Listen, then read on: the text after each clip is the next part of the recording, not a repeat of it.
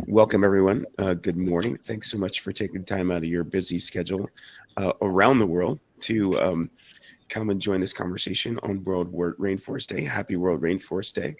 Um, I'm the host, Phil Dillard, founder CEO of Thruline Networks, and we've secured an amazing panel of people across around the planet and across multiple disciplines who are all talking about the value of the private sector and having a positive impact on the climate. The basics of it we probably saw in the introduction, that a lot of people talk about how government must act and nonprofits would act, but have different perceptions about what the private sector's role is, and we're actually seeing success in this area. And we really want to have a conversation about that with the different folks that we've got. So I'm going to go around the horn, introducing everybody, giving everybody some time to give an introduction about themselves. And I'm just going kind of clockwise on my screen. So I'll go to Keith Montgomery, then Jamie, then work my way to Sheldon, Lucia, Brian, and Martin. So welcome, Keith. Can you give us a little introduction about yourself and tell us why you're here? Yep, glad to be here. So Montgomery, venture partner at New Digital Capital. It's an impact group interested in supporting ESG and SDG initiatives. And I mainly am involved with many private sector projects, so not the public sector side, but the private sector projects to help teams bring in operational excellence. So we can see if these fundamental technologies out there can be matched with real world assets and people who can do something about them. So my background, study mathematics and linguistics. I'm passionate about taking technologies, specifically cutting edge technologies, and not making them cut. So making them actually serve people and serve a purpose, an outcome. I've done that many, many times in my life around artificial intelligence, blockchain, cloud. Pretty much if you name edge or next generation technologies, that's been my background. And I really am at a level here and making it come down to a level where a person off the street would be able to understand it. And this includes anything from banking all the way into now gaming. You'll hear about a little bit in Jamie. So my mission, really, it is to leverage innovative ideas and technology to positively impact lives and to measure that. And when I think about what made me passionate about that is I've always been this way. I've always been an inventor. I mean, the model of my life at the beginning was Thomas Edison when I was a child, and I was always inventing and just looking at, okay, here's a problem, a real problem people are having, and what can we invent and make a solution of it. But really, until who have literally saved tens of thousands, if not more, lives that they actually can measure because of what they've done in their lives. That's where it really came alive for me, is to be able to serve those type of people, find ways of how that mission now can be by working with those folks. So the reason this matters to me, obviously, is when you have skills and you have the ability to do certain things, it just becomes natural things like a fish and almost like I don't know, like a fish doesn't know they're in water. I don't know if I'm in water. And when it comes to looking at teams and just seeing how the technology or the company can really fit into this bigger picture. So I've been entrusted by some wonderful global humanitarians, celebrities, to find ways of bringing not only their assets, but their leverage, if you will, their power and fame to do good in this world. So looking forward to talking to this panel. Thanks, Keith. It's always great to learn a little bit more about you. Thanks for sharing. Jamie, can you tell us a little bit about yourself? Absolutely. First of all, lovely to meet everyone here on the panel, and obviously anyone at home or wherever they are watching it. And happy World Rainforest Day. So I'm the CEO of Vulcan Forge. I guess we're one of, if not the biggest blockchain game studios right now. We're one of the few companies that sort of pivoted from game studio, sort of games, web games and normal games, into the whole sort of NFT and blockchain gaming world. And we noticed an enormous sort of uproar and I'd say maybe not lack of information, but sort of a misunderstanding of the sort of the impact of NFTs and on climate and carbon emissions and such. So our sort of move into sort of, I say, green initiative, I guess, started when we started pairing real life trees, but we started buying real life trees for every tree we planted in the metaverse. You know, behind me you can see Vulcanverse, which is like a Greco-Roman sort of mythological virtual world. So every time someone owns one of these trees in the game, we plant a tree in some of the land we've got in Spain. So this kind of idea just really resonated with our community and us, and we just love this kind of sort of offset we were doing. We're saying, well, okay, yes, maybe NFTs have got some issues with them, but here, look, you know, we actually are, you know, planting some trees and doing something better there. And from that, obviously, the blockchain Elysium, which launches this month, is nothing but dedicated to regenerating trees and planting trees. I mean, every transaction that's used on our blockchain Elysium, a tree is planted. Therefore, the more the blockchain is used, the more our games are used, the more trees are planted. As simple as that. So we really are sort of finding that a far more fulfilling motivation for our gaming and our work in the blockchain space. So yeah, that's who we are. Should say we're based in Athens in Greece, by the way, and there's about 112 staff working for us, so we are quite sizable and enjoy what we're doing.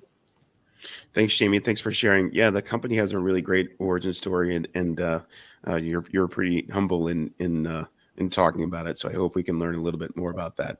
And as Keith might not mentioned, he's down in Puerto Rico. So definitely want to share with people that we got an interesting panel from around the world. And I'm going to go next to Sheldon. Hey, Sheldon, how are you?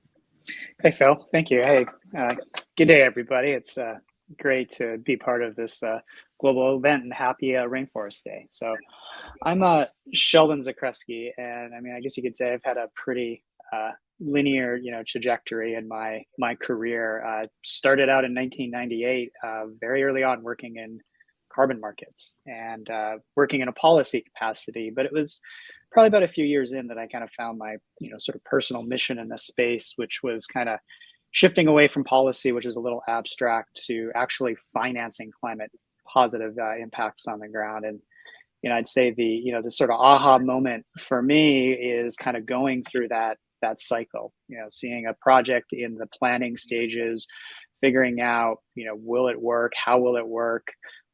Figuring out how to structure a transaction.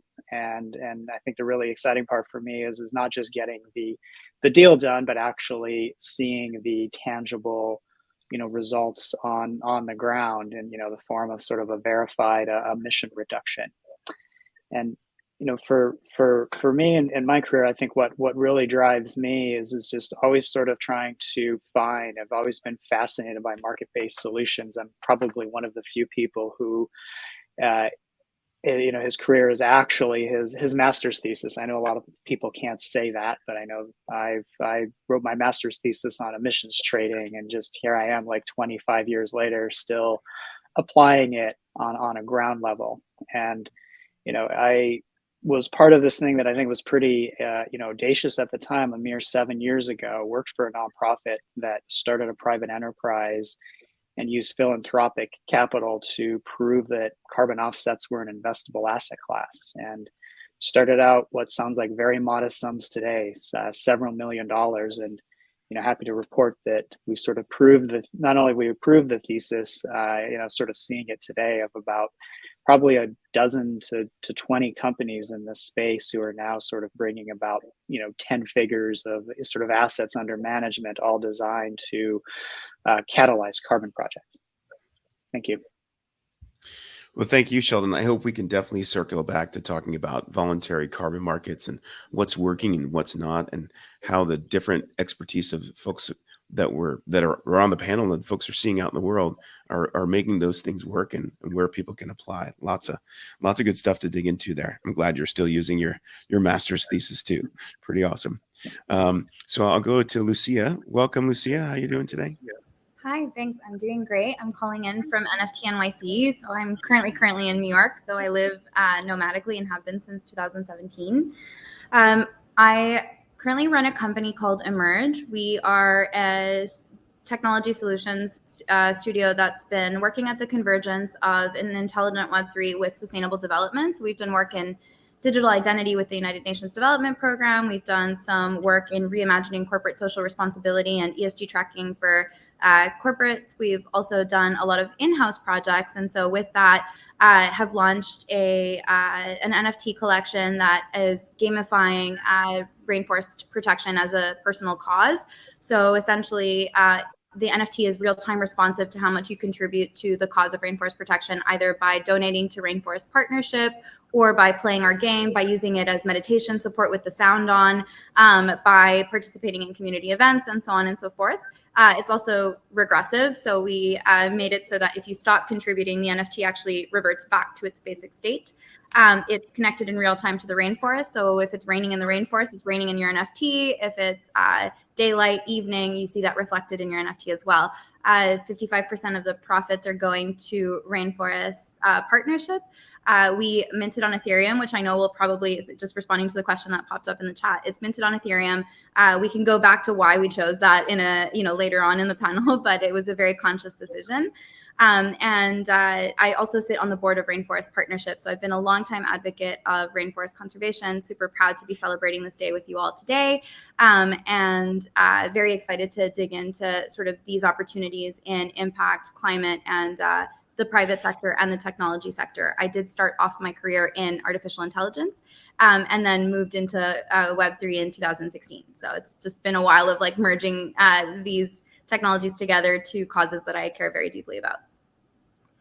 Yeah, super. Thanks, Lucia. Thanks for making the time. NFT New York sounds pretty amazing, and I'm truly hoping that we can get into a bit of a conversation about NFTs, getting past the hype, getting into reality, how the planting of trees that Jamie talked about ties to the creation and awareness and connectivity that you're talking about with the NFTs and the rainforest. Super excited about all that sort of stuff. I'm going to go now to Brian von Hertzen. Thanks for getting up early and joining with us. Can you care to tell us a little bit about yourself, Brian? Thank you, Phil, and greetings from the Sunshine Coast of Queensland, Australia, where it's early in the morning.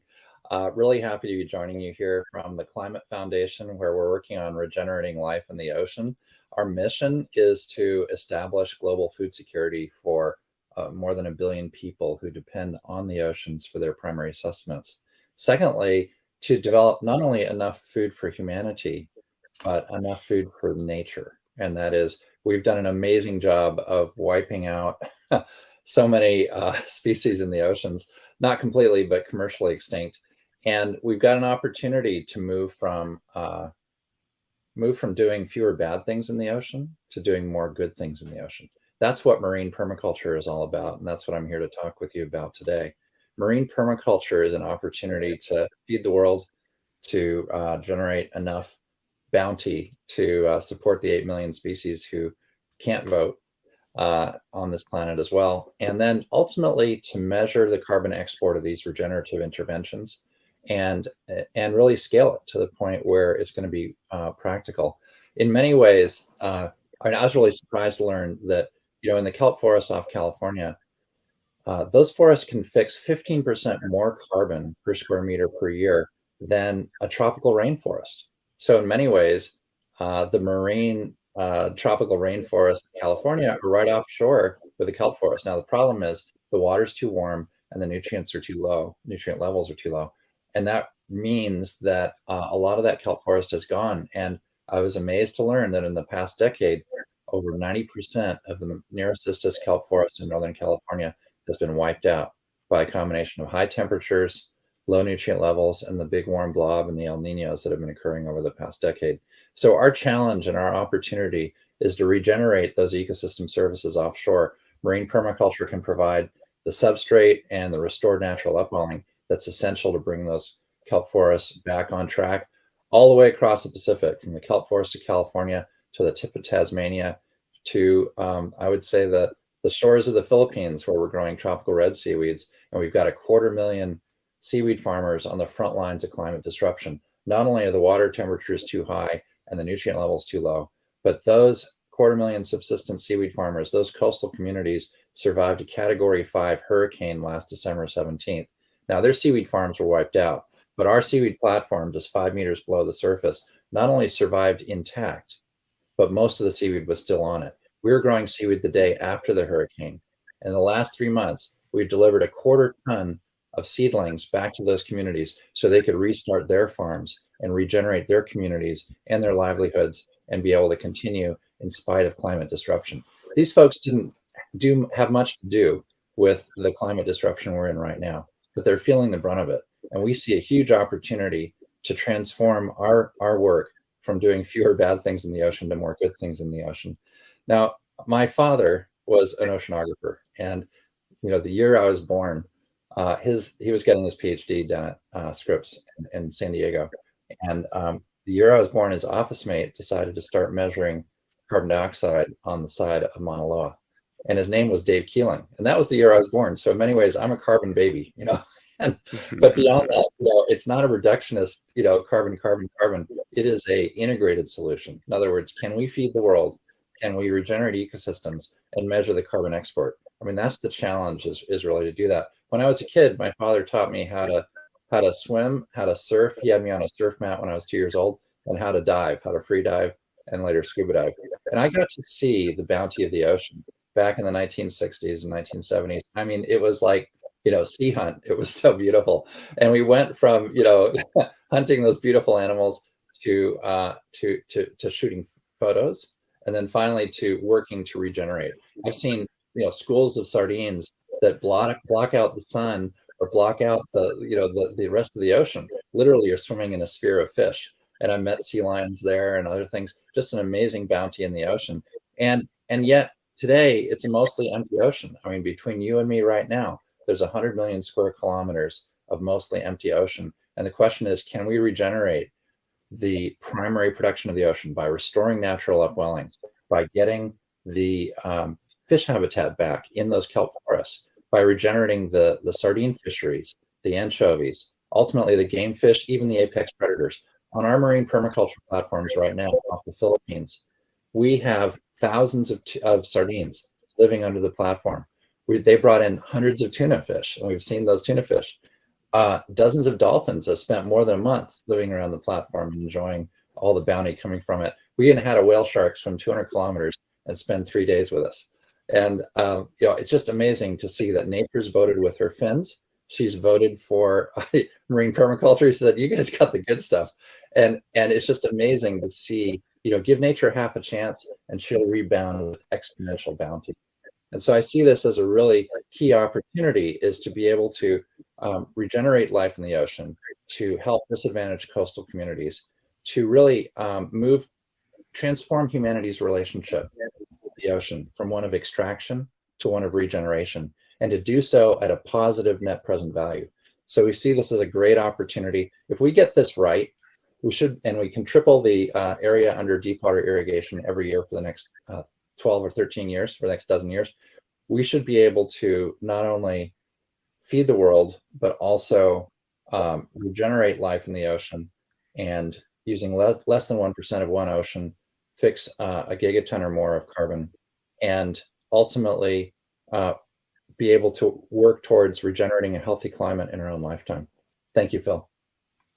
Thank you, Brian. Really appreciate it. And I'm glad you could share the story about ocean permaculture. A lot of people think on World Rainforest Day, why would we talk about things that are outside of what we typically think about in terms of rainforests? But one of the things we definitely wanted to make sure we did in this panel is talk about some of the, I would say, unexpected parallels or lessons, right? One of the things I learned from Rainforest Partnership over the past several years are the primary drivers of deforestation in the rainforest. And I'll save that for you guys to talk about what you see in your areas of expertise. But if you think about food, which is a critical reason that we're cutting down virgin forests, and we're thinking about the productivity of food on land versus food in the ocean, and how to make some of the different trade-offs. We definitely wanted to make sure that we were expanding the conversation, so we weren't talking just about carbon and trees, because there's all sorts of value under the canopy of the rainforest that we know that you guys know about and want to share. And there's lots of opportunities for private sector, market-based solutions that are beyond just the basics in the carbon market, which you guys can also talk about. So thank you, Brian, for helping us to expand the conversation and our thinking a little bit, and to be able to make sure that we can showcase the breadth of opportunities for people we aspire, we hope, are inspired by this conversation about how they too can follow your lead or participate through investment or other ways. And we'll get to that in the next phase. With this, I'll go to Martin and give him an opportunity to round out the introductions of the panel. Thank you, Phil. It's a pleasure to be here today with all the panelists, and thank you again for the invitation. I'm Martin, the founder and CEO of Viridis Terra.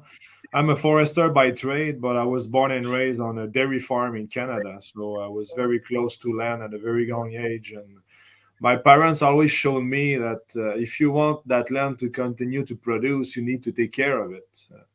And then when I started to work, I was started finishing my high school and starting to work in other places, move in other provinces and countries, work a lot in the natural resource sector, so included forestry, agriculture, but also the extractive sector, which include mining and oil and gas. And one thing I was seeing is that every time is that, we have been for the past hundreds of years just in a mode of extracting natural resources. And it's very important to do it because our whole economy run around using, exploiting natural resources, or cell phones, or computer, or cars, or food, or houses. It's all made of natural resources. So it's very important for all of us as a society to use it. But the problem is that we are... it's even more important to use it sustainably. That's what we were not doing. We were just extracting, and that has caused a lot of degradation in the world. Right now, we have more than 2 billion hectares of land that is degraded because of past unsustainable management. We were not using very effectively our natural resources.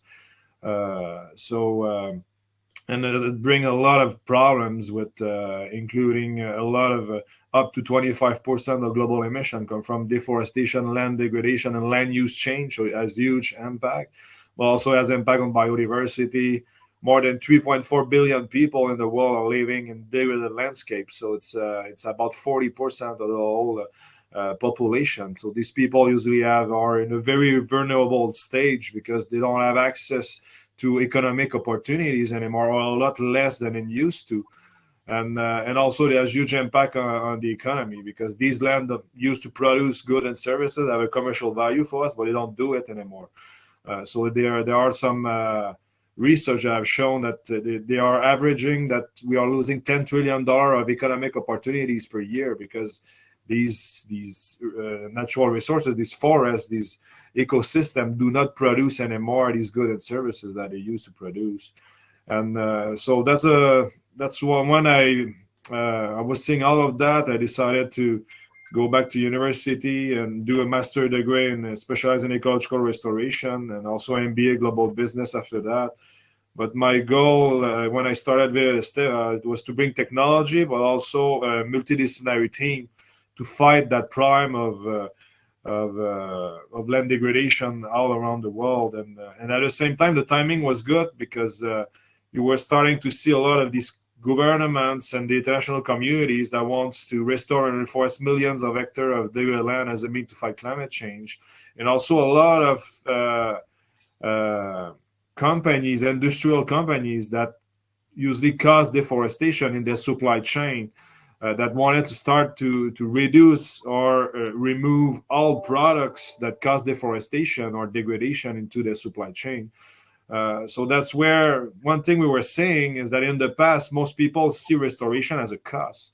So we started to focus on how we can transform that cost into an impact investment that generate return. So we will be able to mobilize the private sector a lot more, because we know when you look at the advantage of the private sector is usually you have a long-term vision and also you have access to a lot more capital than if you just do a donation. Or that's one of the problems we had before.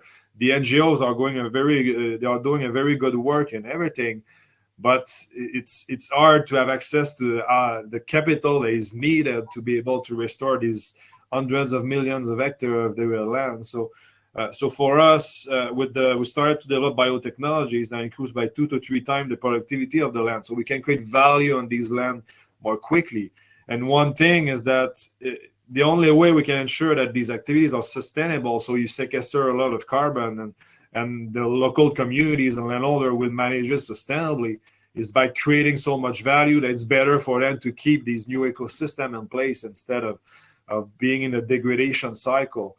So that's the first part that was very important for us. The second part, we developed a digital platform that allows us to better manage operation data. So when we start scaling up these activities of restoration in the field, we can better analyze and manage and make better decisions more quickly, because it generates a lot of data in the field, contracts with the landholders, inventories, the selection of the agroforest, forest ecosystem, natural restoration that we do, all the production of biotechnologies, the operation of restoration and management in the field, and all the monitoring, all of that. So the platform better manage all that information, but also allow it to be transparent and share it to all the stakeholders, including the investor, the government partners, NGOs, and everything. So it become very attractive. And we think that platform, we develop an investment vehicle that allow for any corporation, individual, and institution to invest into a project. We bring the capital, we bring the technology, we bring the technical assistance to the local communities. And as these new natural assets grow, and then we start selling nature positive commodities, or also carbon or biodiversity offsets, that's where we can bring profit. 50% of profit go to the landholder, 50% to the investor, and also 70% of all the carbon removal credits that are very high quality, because we are involved creating value and managing sustainably the land with communities for decades. 70% is owned by the investor. So the investor not only have a return, but also have some carbon removal that it can use to reach net zero or carbon negative. And so our goal, that integrated business model, was developed to ensure that we bring a real solution to the problem, so that people will stop just extracting, but start to become a good steward of their land and manage it sustainably. So we can have huge impact both on nature and also on climate, as we increase the ecosystem resilience, and we remove a lot of carbon. So right now we are present in 6 countries, in America, Africa, and Europe, and we are timing is very good right now, so it's good. The challenge we had in the past is that nature-based solution was we started 7 years ago. It was a bit early, I would say. But now we're starting to see traction, so it's a very good news, because both reduction and also nature-based solution are very important to win that climate and ecological crisis. Well, thanks so much, Martin. You and Brian give us a great opportunity to kind of segue into the next phase, because you talk about not only the problem and what's at stake, but what you're building to kind of go to the next phase. And what I'm hoping to do in this next segment is for everybody to share, either through a story or through a key lesson, how you realized what was at stake and what was like a blocker in the way. What we're trying to do is, we got a feeling around some things like food and biodiversity and carbon, and I think people understand those things, or at least have a high level of them, and it's helpful to understand them. I'm curious if there's something you can do that can show it in a real way, in a personal way, or an experiential way that gives a story that sticks with the listener, that says something about what's at risk, what's in the way of fixing it. And then, when we go to the next segment, we can talk about how private sector companies are really, really positioned to do something that's unique and interesting in a more open way. But do you guys have who has a story that maybe they'd want to share that they think would be helpful? I see Lucia. I'll go on mute. And sorry, just show me next what you guys, after she's done. Thanks, Lucia. No worries. So I grew up in Honduras, and in 1998, when I was 8, there was a natural disaster. It was called Hurricane Mitch, and it was devastating. set back our economy about 150 years and destroyed a lot of homes. I was 8, so obviously didn't really understand like the ramifications of what was going on. I was very fortunate that my family only lost electricity for about 2 weeks, and that's about all that happened. A little bit of flooding, not that much, no major damage. But at the time, my parents, they used to run donations for a very large church in Honduras, in the capital city. And so they would bring my siblings and I to help distribute a lot of the donations, food, water, clothing, etc. Obviously, as a child, you don't really understand that the people that have lost everything will not be able to get it back. But you can definitely recognize emotion and desperation and stress and anxiety and fear and sadness. And I don't think I've ever forgotten a lot of that experience. And for me, the natural disaster sort of triggered something that made it inevitable that I would end up in this space. It was, I didn't know that I would start my own company. I didn't know that I would be using different types of technology. I didn't know what the tech stacks would be. I didn't know anything, but I definitely knew it was inevitable that I would be working on issues that related to both the climate side of this, but also like the human impact of just different types of injustices and cyclical poverty and financial opportunities and things like that. So it was very inevitable that I would end up here. So I always make a joke that my company started when I was 8 because of that moment that I've just never really forgotten. But in terms of the barrier, I think actually it just popped up right here. Like I did get a comment here about Ethereum being awful on carbon emissions, but I think it's been very difficult to sort of navigate the conversation around the environmental footprint of blockchain for projects that are trying to do things in the climate space. Generally speaking, there's been some, let's say, bite back from different communities or organizations that are saying you can't run a climate project on a platform that is so energy consumptive. But in actuality, it's a very misrepresented or incomplete conversation, because a lot of the reasons why people vilify blockchain's energy consumption is because they do focus on the consumptive part. However, the majority of Bitcoin and Ethereum is actually run with a power source that's coming from stranded solar and aeolic energy. So it really matters that we also factor in what those energy mixes and what those power sources are, where they're coming from, and also the fact that it's a computing power issue, which is not unique to blockchain, but even this conversation we're having today is using computing power. So it's a problem that touches every single industry. And the more that we sort of become more digitally native, the more that we globalize that digital inclusion, it means that we're going to be using more and more computing power. And that is an issue that is not specific to blockchain that still needs to be addressed. So one of the big things that we've been working on to address that, both in narrative and also in action, has been that we are working with a partner in France called Tresorio, and we're running in micro data centers that are actually trapping the heat off all our computing power for our NFT collection and then using it to heat water for social housing units across France. So our collection is actually producing 4 million liters of hot water for these different social housing units. It's powering about 41,000 hot showers for them in the next couple of months. So we're looking very intentionally at how to address some of these inefficiencies and factor in just how to really build in a way that is responsible and environmentally forward thinking. I think that's been the biggest obstacle in trying to get some of these projects done, is that there's a clash and a lot of criticism for climate projects building in Web3. And I think we have I guess a couple of us here that are trying to do that, have a sense of almost responsibility to address that. Yeah, thanks, Lucia. I want to make a space for others to comment on that, because you hit on a couple of really important things: stranded assets, thinking of other things beyond just the primary use of the technology, but where the energy comes from and how that matters to the management of natural resources. I'm curious if any of the panelists want to make a comment on that. See, Jamie. Yeah, sure. I mean, obviously coming from the UK, I haven't had my fair share of sort of natural disasters to sort of live through. I mean, it's a relatively sort of safe climate in that respect.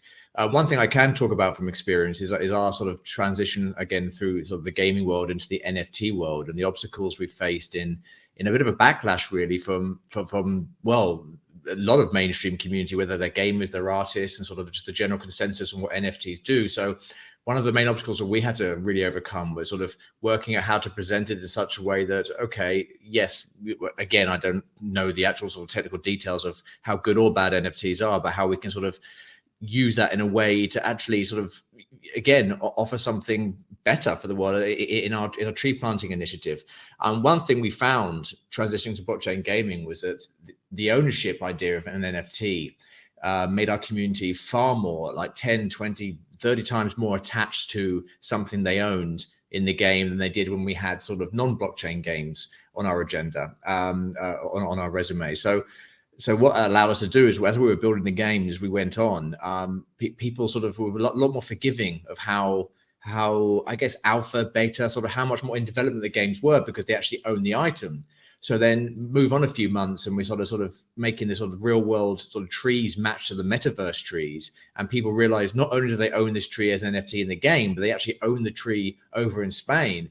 It was just like a double whammy. I mean, I just think the market for this and just the appeal and the appetite for people not only to own NFT, but to realize that NFT in game actually matches to something doing good to the environment. And so that's where Elysium was born. And I think this is a market or an area which is still very much untapped, but has such great potential. I mean, we had the whole play to earn fad last year, which I've always said was a very unsustainable model and doesn't really benefit much in the long term. But, learn to earn or sort of is going to be the next, I think, movement.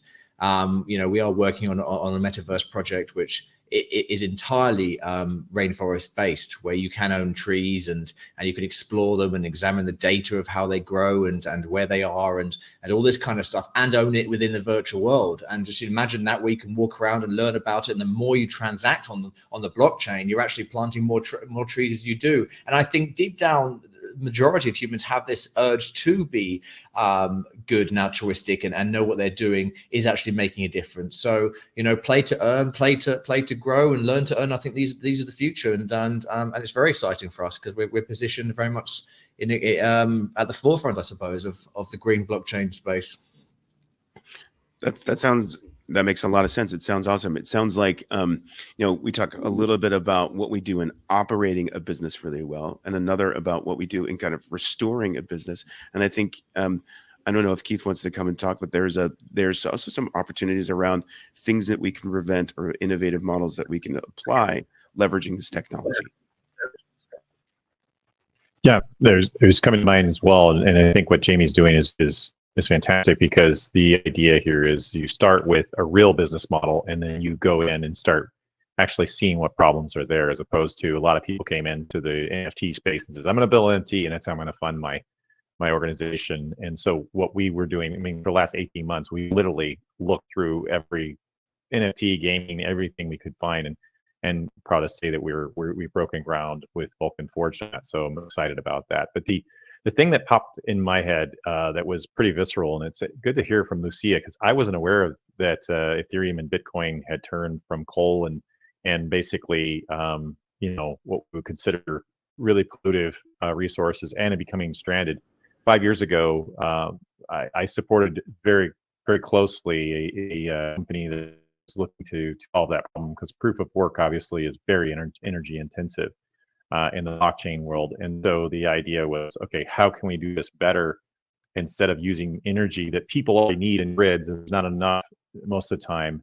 And so what you're referring to, Phil, is the idea of gas flaring, which is very, very, I think it's a salient thing that's right now, because a lot of people don't realize that methane that escapes from a gas flare is more than 80 times more damaging to the environment and to the atmosphere than carbon. And so when you look at the numbers here, you realize that it takes a long time to get carbon out of the atmosphere. It only takes 10 years to dissipate methane. So the fact that these are almost always stranded energy, you are really polluting the atmosphere. You can take those, basically those, let's call them sites, and you can start to actually turn them into electricity to mine something that might be proof of work, like a Bitcoin. And then from that point of view, when we think of stranded energy, just make sure our vocabulary is kind of the same in terms of things. It's like energy, electricity, when it travels across wires, for example, it loses a lot in transmission. So by the time it gets to the people that need to use it, it's really not that useful, because you might have lost 60 or more % of the energy that came from the source itself. So the idea, if you have a source that's giving energy out right at that point, you can't really get it to a grid, so it's not going to be useful to people. But you capture and make sure the methane's protected. To your point, Phil, is this very, very effective way of changing the damage to our ecosystem and Bitcoin. So you will real value, or at least from the standpoint of the world that believes in Bitcoin, you're getting a level of value that incentivizes behavior for people to not only do this, but you can put this into, like I was saying before, games, and you can start to put this into more of an educative environment where people are not only just playing games, but they're learning, and they're earning, and they're setting the stage for really being ready to be workers in these companies, in these groups. So not only are you having fun, you're getting an education, but you are being noticed by the folks that are inside this metaverse that actually have real businesses that are involved with saying, hey, I need to hire people, because the number of people that actually train to do the jobs are so much less than the jobs themselves. So these are jobs I think they're worthwhile. And so you have a whole incentive and sustainable ecosystem that is sector based. So I think that's what you're alluding to, Phil. Yeah, thanks, Keith. It's interesting. I'm curious. Sheldon and Martin have seen a number of these projects. I think when Keith talks about stranded assets, we talk about things that the conundrum we find when we think about rainforest, right? There are inside of the rainforest, there are resources that are important to the people who are the stakeholders on the land, and to those who would want to extract the cobalt or copper that we need to make batteries and EVs and things like that. And I'm curious if any of the panelists have comments in the stories. It seems like a good flow around what challenges you've seen, what you've seen at stake, and how those sort of thing plays out. Or if Keith, you want to continue on that comment. Well, I don't want to take the panel up, but yes, several questions too. The idea. Sorry, yeah, I was waiting to see if somebody was coming off mute to make a comment, but I saw you were off. Oh, but go ahead, Martin. Well, one thing I think it's important to consider is that in the sector, when you look at especially carbon, is that a lot of these projects in the past and still in the present are mostly focused 100% of the carbon. But I would give you an example. In the Amazon, if you restore 1 hectare of land, you would generate with a $15 per ton credit, you would generate about $3,000 revenues over 20 years with the carbon removal that you would get through that 1 hectare you restore. So it's about $150 per year per hectare. So it's not a lot of money.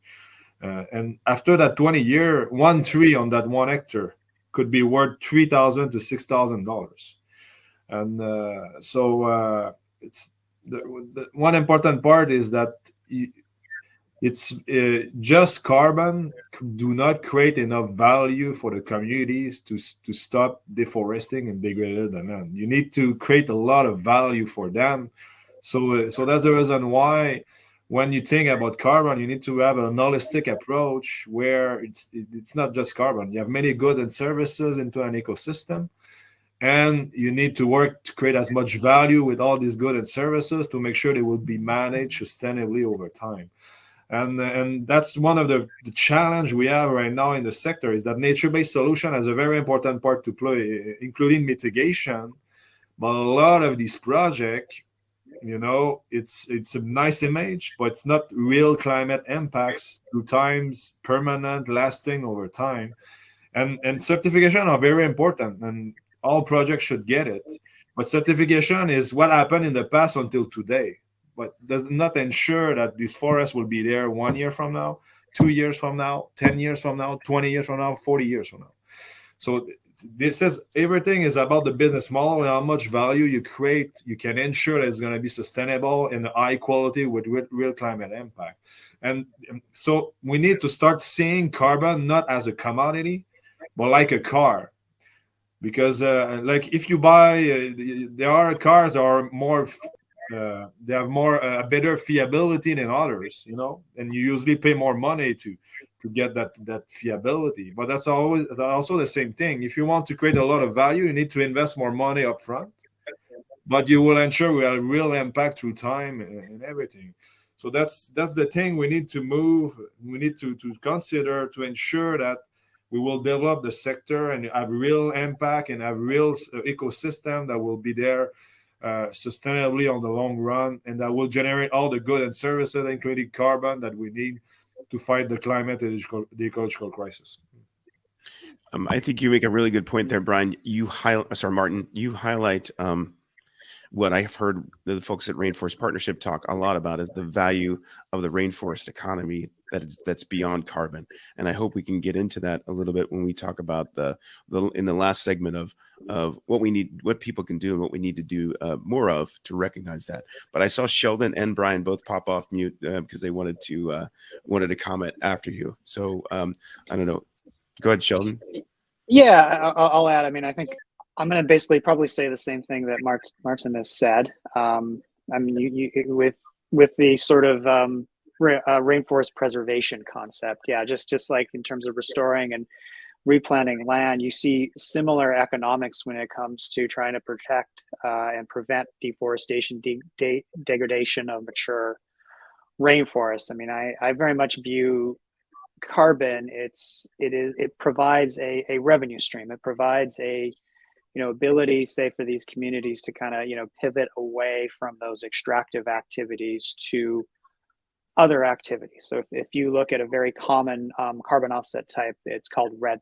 It's reducing emissions from degradation and deforestation, and the plus part is key, right? People don't think about it, and when you look at these projects, it's very important to go, okay, carbon revenues provides this income source to pivot away, and like a lot of these activities could be anything from, say, low intensive agriculture, shade grown coffee, activities that sort of depend on mature standing trees, tourism. And I think, this is sort of the key thing about carbon, right? Is that it's really sort of trying to do that sort of starting point and providing that sort of buffer where, communities can kind of transition away from sort of like that's just sort of subsistence extractive lifestyle into other sort of economic activities that go in concert with protecting mature trees. Super. Yeah, Brian, you were going to say something? Yeah, I think one of our biggest challenges is whether we can move from conservation and protection to restoration and regeneration. No one alive today has a living memory of the kilometer-wide river of kelp that existed from Central California all the way to Mexico. And we have the chance to actually regenerate them. We know it was there from the U.S. Geodetic Survey maps from that long ago. But, we're so grateful to be recognized by the X Prize for carbon removal as the only recognized technology that can represent, nature-based ocean climate solutions. We've got a challenge and an opportunity, and that is to go after the grand prize over the next 3 years. We need to raise the $3 million in order to actually complete that first hectare, scale from a single hectare to a dozen hectares, sink over 1,000 tons of carbon per year, which is the requirement for the grand prize, and really put nature-based climate solutions on the map as a leading integrative transformative approach. Because, if you get to zero carbon, but you're on a dead planet, will you really have succeeded? I think we need to do more. We need to have an integrated solution and make sure that the terrestrial forests can be regenerated and permaculture is all about humanity living in equilibrium with the forest. And it started with marine kelp forests half a century ago off the coast of Tasmania. Paul Mollison did his ecological training in the kelp forest, and he realized that relationship between the forest and the mammals and the seabirds and the habitat was the essential part of making the whole thing work in a virtuous circle, if you will, a circular ecology. leading to a circular economy. So it's really about being able to raise the capital needed to build thousands and then millions of hectares, to launch the marine permaculture industry for coastal communities around the world, to scale in a way that's regenerative, ultimately ensuring that we can regenerate life in the oceans, that we can ensure sustainable economics and measure the carbon export of these regenerative interventions. Thanks, Brian. I took notes here on what I heard as key takeaways of some of the challenges that we have: capital, technology, and the way we're thinking, not having systems thinking issues. And I we can come back to that as we talk about the recap of what we would like people to do. In this phase, I'd love to shift to the next segment where we really talk about what makes private companies special or unique, different than nonprofits, different than government, in trying to tackle these problems. And I encourage folks to come off mute when you want to speak, and mute again so that everybody knows who's going to speak in what order. I have Brian, and then Keith, and then Brian. Keith, and then Jamie. It's sustainable. So if you have a business model, right, and people are actually wanting to do that, whatever it is, that business model, then you have a sustainability. But if you're into something where you're waiting for a government or you're waiting for a nonprofit to continue to be funded out of the blue, you may be seeing another problem come in the world, right? Another catastrophe or anything like that will completely take people's attention. So I think the sustainability of private enterprise is extremely important if you want to have follow through. And this goes back to the idea of what Martin was saying. It's not just about carbon credits, right? There's a whole aspect of being able to make sure that there is a real business case that will support that level of follow through for an enterprise to be able to build itself around. So that would be my short answer. And what does a business case do? Well, business case is aspect of, you really have people willing to buy whatever it is that you're selling, basically, or invest in whatever it is you're doing. And so it has fundamentals. So we're just talking about crypto and these different things. There's a lot of things in that industry and a lot of other industries that just don't follow fundamentals. And so when you don't follow fundamentals, my belief is you are not going to be sustainable. You might have something now, but what Jamie said is right. Play to earn was last year. There are things that have more and more fundamental value. And so as you start to focus on those are the things people will engage with. And so you'll have actually movement of capital. And so either in terms of people buying things or people investing or whatever, but they're doing this on a fundamental basis. So thank you. So if I hear you right, business differs from nonprofits or from governments because there are fundamental drivers of an efficient economic market, or to the extent that it can be efficient, that actually allow things to flow and move. I'm going to go to Brian, and then Sheldon, and then Lucia, given in that order. Thank you, Phil. When I was getting my PhD at Caltech, I was honored to have Richard Feynman on my committee. And he taught me to vote with my feet. And that is work on projects that are truly meaningful, that are going to transform the world and really regenerate life in the ocean and ensure we can get back to a healthy climate. And that's been really key. And the second professor who really helped me was Professor Carver Mead, who really articulated, he actually helped launch the semiconductor industry in Silicon Valley and get that whole thing going. And, he said, look, private organizations are the engines of scaling. They're how we get from 1 hectare to 1 million hectares. Between you and me right now, there's 100 million square kilometers of mostly empty ocean. And using less than 1% of one ocean, we can feed the world, regenerate life in the ocean, and measure carbon export by the gigaton. And if we do that, if we can enlist the engines of scaling to enable private capital to launch the marine permaculture industry, we can transform humanity's relationship from the ocean from one of extraction to regeneration. Seems like not only that, but it seems like that it makes it a whole lot easier to take the things that are consuming the rainforest and accelerate the value of the rainforest economy for the things that it does well in a number of different ways. But I'll leave more of that comment to Sheldon and then Lucia.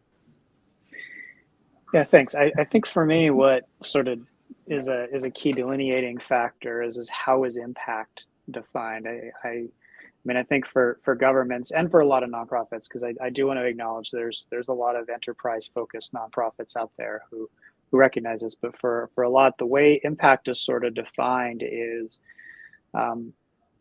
say, building something, right? I mean, a great example is an international development, right? It's you see a lot of back patting in that. It's like, hey, we've built this great school for this remote community, but you go there 3 years later and the school's abandoned. Why? No money for teachers or books. We in the carbon space, I mean, where I think what separates private enterprise with carbon offsets specifically is it's a pay for performance mechanism. I mean, it's just launching the project is really only part of the battle, right? The bigger part of the battle is making sure these projects are resilient, perform, and actually do what they say. And I think that's where business has a key role, because where business's intersection is on paying for the actual performance on the ground. And you don't see really much of that, or governments or nonprofit really set up in that way. I think the other thing that's important to consider is the fact that, realistically speaking, economics and social economics also shape so much of the way that the world is run, that this opportunity of us to be able to reimagine a lot of the financial instruments, a lot of the underlying ways in which impact is tethered to product services, to the way that we expect social behavior to occur through consumer dynamics. I think there's a lot of opportunity there to do better. And I think it's a more impactful way to sort of shape how impact is thought of, both from the consumer and production perspectives, which I think sets really interesting precedent. There was a moment in time where we were early on in the stages of designing the NFT collection. One of the things that kept coming up was this idea of whether we like owning an NFT would be reflective of owning an actual plot of rainforest land, or sponsoring it, or adopting it, or so on and so forth. And to us, that was just so against the ethos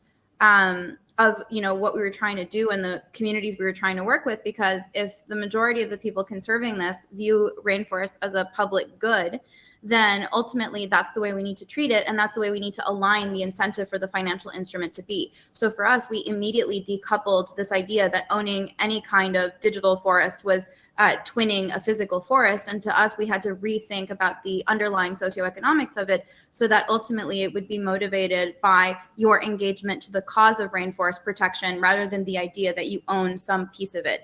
The truth is, regardless of where you are in the world, a rainforest impacts your ability to breathe. So it is a public good. And so it needs to be treated as such. And we have a collective responsibility to reimagine the next generation of financial instruments, of services, products, et cetera, to make impact itself not the outcome, of an investment choice, or the outcome of using or choosing a product or service, but rather have impact actually be its own investable asset class that is regenerative and that is tethered to the core utility of the product, services, projects, et cetera, that we're building. Love that, Lucia. I mean, I think you opened a can of something we could dig into really, really deeply. I want to make two things before I go to Martin and then Brian. Actually, three. First, I know we're running a little late. We started a little late, so we're gonna go to 5 minutes after. I know if any of the speakers need to go, please do just ping or something, and we'd love to get your parting shot either in the chat or squeeze you in before we wrap up. Second thing is that this is a first of what we expect to be a quarterly series with the Rainforest Partnership and World Rainforest Day, talking about these issues. And we want to invite the speakers to come back, and also to dig into some of these meatier topics, like the ones that Sheldon and Lucia just brought up, because we care about impact investing, we care about financial innovation, and we care about really digging into what we can do differently through innovation in the private markets that can address some of the limitations that we've seen in some of the others. So I just wanted to get those comments out there. I'll go to Martin and then Brian, and then we'll rapid fire through the one thing that you would ask people to do. One thing suggestion you have for people in the audience that they could do to be a positive contribution to this task. So Martin, then Brian, then rapid fire, and we'll wrap up. Excellent. Thank you, Phil. One thing I wanted to add about the private sector, and I think you touched a little bit about it, is that we have a capacity to raise capital to do a lot of innovation and bring a lot of new technologies, new ways. And also we have an opportunity to bring also more economic models aspect that sometimes the NGO does not go as far or as a long-term vision that we usually do in the private sector. But for us, the success of these forest restoration and protection project, I would say, is it's involve all the stakeholders together. We have partnership with NGOs. You know, the advantage they have been working with communities for decades. Often they know very well. They have a lot of expertise and knowledge locally. They have a capacity also to bring support to reduce the risk of their projects. And we can bring the technology. We can bring these new business model that bring a new solution for larger scale. And be able to reach the scale we are looking for. But also the government. We have partnership with the government. You know, they have a lot of challenges with degradation and also the impact of climate change. So partnering with them not only reduce the risk as going into these countries and do the restoration work, but also help identify how can we have the biggest impact we can have, both on private but on the public good. That is very important. Critically important point, Martin. One of the things we talk about is forced sector capitalism, right? You have to partner with the nonprofit and the governments and the corporates to get it done. And it's the innovators who provide the motive force. Go ahead. We'll go Brian and then Jamie. Yes, you know, touching on what Lucia said, we need to move from ownership and a real estate model towards stewardship. You know, we need to move from just kind of extracting from the forest to regenerating. And, you know, as you go deeper and deeper into the ocean, the real estate model really just kind of falls apart. It's not about hectares and territory and all that. It's about the ecosystem services in the ocean that can regenerate. And we want to move towards marine permaculture vessels that are going to regenerate life in the ocean while feeding the world and measuring carbon export. And so it's those integrated solutions that I think can address these ecological and as well as economic needs. And, you know, we're going to be regenerating, and at some time we'll measure that carbon export. But as integrated solutions, I think that'll really make a difference there. Thanks so much, Brian. Okay, I missed that Jamie had another comment in this segment. We'll take your comment and then start the lightning round with Jamie, and I'll go counterclockwise around to wrap up. Sure. I mean, you can use my comment as my lightning round finish as well. I was just going to sort of obviously I'm not involved, you know, heavily into sort of the climate change industry or the science part of it, but I know what we do best is obviously, you know, blockchain and gaming and metaverse and all that kind of stuff. And I think that's actually an advantage of these private companies versus non-profits, that everyone has a much more specific niche and can target sort of their own sort of ways and their methods of sort of aiming to the same goal. And one of the things we do have to realize, whether we like it or not, is that blockchain is sticking around and there is a real economy there. So when you combine that within a virtual world or a game, we're finding sort of products which are now being revolutionary. I mean, they are changing lives. And so what you've got here is an ability to kind of think, well, which way do you want to incentivize this? Do you want to use that economy within a game to benefit the individual and profit from it? Or can you leverage that ability to have a real economy within a virtual world to do something of the greater good? I mean, we know, and I'm not being too skeptical, that sort of it's very hard to know when money gets passed through charities or from non-profit organizations where they actually end up. But when you've got like a movement of where everything can be traceable and immutable in its economy and it can be fun, the scope of what the potential of what you could create, moving away from this silly play to earn model and more into sort of play to help kind of model, it's tangible, it's traceable, it's immutable, and it's reality. And that's why I think private companies do have that sort of that edge on non-profits. You can sort of use your own skills to target it, and that's certainly what we'll be aiming to do. Outstanding, Jamie. Exciting to see what you come up with. So I'll go to Keith to follow up. What thing would you ask or encourage people to do to be a positive part of this movement? Well, it's long. I mean, the biggest thing is to look for things that you resonate with, and then again look for the fundamentals in those things, the things that actually have fundamentals. and people who believe in those fundamentals. So if you have those two things, the chances are very likely that what you will give your time to, because that's what we're talking about here, is your life energy. It's basically time and where you spend it. And so the idea is, making sure that that's the case and keep it really simple. Awesome. Said well by the guy who cares most about how many lives he can impact with the time he has left on the planet. Thanks, Keith. Martin, same question.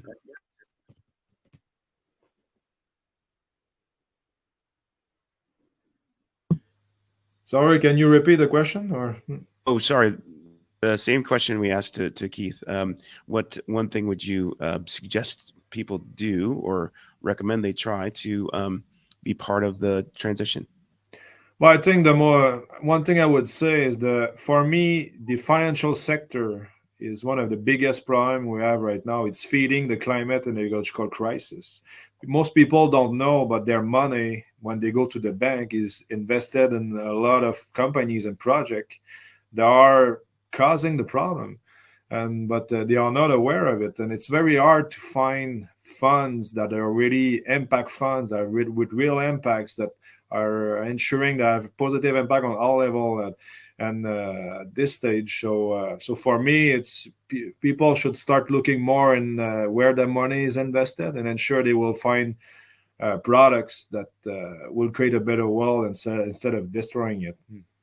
Yeah, and those guys are getting a little help from the Securities and Exchange Commission in the U.S. and the similar bodies in the EU who are clamping down on people who are saying things that are ESG and impact that really aren't. So a really good point. Brian, same question. I would recommend to take Richard Feynman's advice and vote with your feet. And that is buy products that are carbon negative and climate positive. And then furthermore, volunteer or donate to efforts like marine permaculture to regenerate terrestrial forests and the kelp forests of the world. And we can be part of the solution. Outstanding. Okay, we'll go to clockwise. Lucia, and then wrap it with Sheldon. So a lot of you are saying very simple things. So I'm going to go in the opposite direction, and I'm going to encourage people to experiment.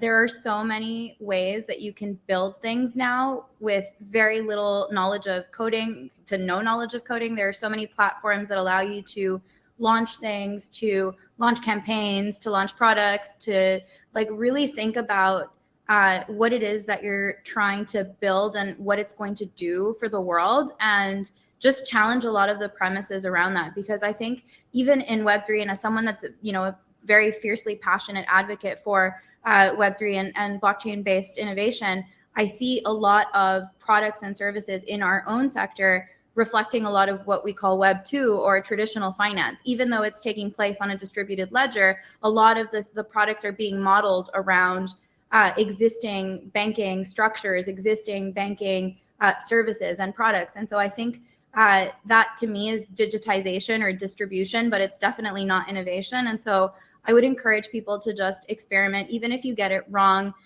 just trying things out, because it's never been easier to innovate than it is today as an individual. The tools are all there. There's so much open source, stuff that you can pull from. There are so many platforms that allow you to literally drag and drop to create an app or a website or an anything. So I think it's really the moment in time where people that are passionate about building a better world actually try building it and sort of see how it goes. And I think that at the very least, even if you fail, you'll set a precedent for what that expectation might be for the next person that tries to build the same thing. So I would encourage people to go beyond just educating and educating themselves, which is obviously the premise of all things, but to actually go out and try and experiment and see how it goes and set a new precedent for how we can do better in the future. Outstanding, Lucia. Love it. Thank you so much. All right, Sheldon. Sure. I think the things that I would probably suggest people to do can have the greatest impact. Impact your governments for carbon pricing policies, specifically ones that are quantity limit based. If you really want to unleash private enterprise, create a system that one sends them a price signal, know that price signal isn't going to go away, and rewards them for fixing the problem. And one of those things that you can do is a carbon pricing system that kind of creates a permit system. where if they're successful in reducing emissions, they've got a permit that is increasing in value that they can monetize. It's as simple as that. Thanks. Thanks, Sheldon. I like the bite-sized government engagement approach. My thing would be to everyone to say, hey, look to see who these panelists are and follow them. We literally went through hundreds of names of people for speakers that we've been tracking and meeting for over 18 months. And we're excited to find each one of these people to come and speak with us, because they're doing really amazing things. They're very passionate about what they do. And we feel like they're on the cutting edge of establishing what will be in the years to come that will make the impact that we really need. So we're really very thankful for each and every one of you for who you are and what you do, and for sharing the time with us today at World Rainforest Day. So we're out of time. We're a little bit over. Thanks so much for the attendees, those who are on the live stream, and very much looking forward to what we can accomplish together. We'll be in touch. And thanks again for all of your time and commitment.